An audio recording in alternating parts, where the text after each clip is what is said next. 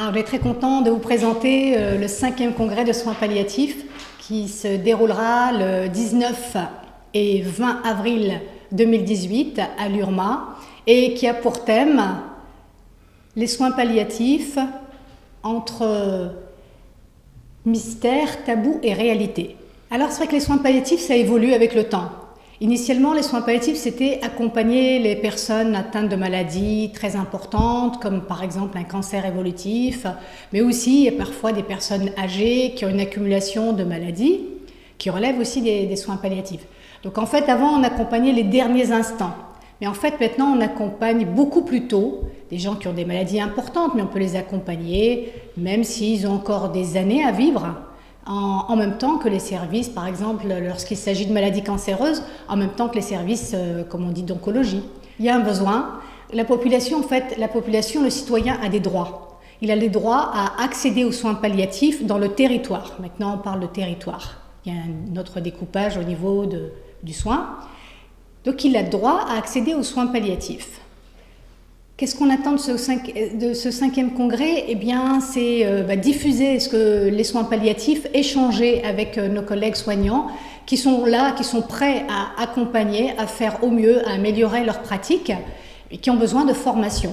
Donc partir en métropole, c'est toujours compliqué. Et bien justement, nous, on fait venir des gens ici, de par le monde, aussi bien du Canada, alors aussi bien Québec que Montréal, des États-Unis, Arizona, des Caraïbes anglophones, des Caraïbes hispanophones. Donc on enrichit chaque année. Donc là, la nouveauté, c'est on a un professeur en oncologie, en soins palliatifs qui va venir de Cuba.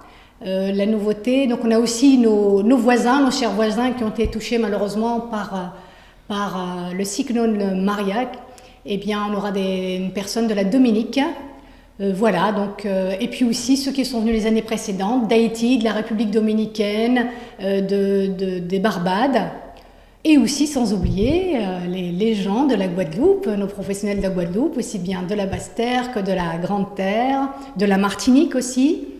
Voilà, donc et on échange.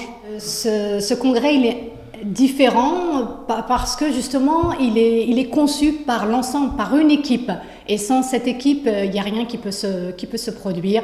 Chacun, on est comme des petites fourmis, hein, chacun travaille dans son coin pour vous offrir un magnifique congrès. Celui de l'année dernière, on avait très bien réussi, donc on souhaite toujours de réussir de mieux en mieux.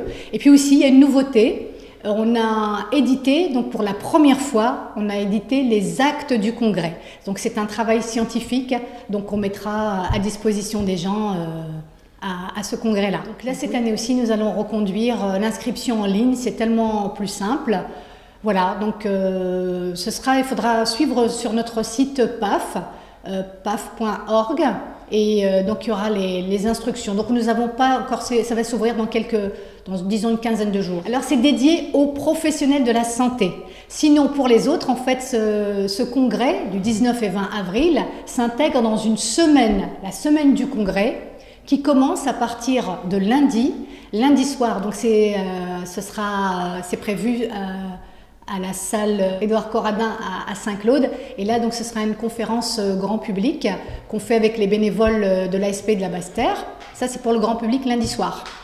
Après, donc le mardi soir, c'est prévu une soirée pour les professionnels, les médecins, les infirmières libérales. Voilà, donc ça, c'est le mardi soir. Mercredi, se relâche. Donc, on fait découvrir notre pays à nos invités extérieurs qui viennent de par le monde. Et puis jeudi, vendredi, le congrès, et le vendredi soir, on fait la fête. Oui, donc riche en émotions, riche en travail. En fait, on prépare ce congrès depuis 1 an. Hein. Dès qu'on finit un congrès, on travaille sur le suivant pour qu'il soit réussi.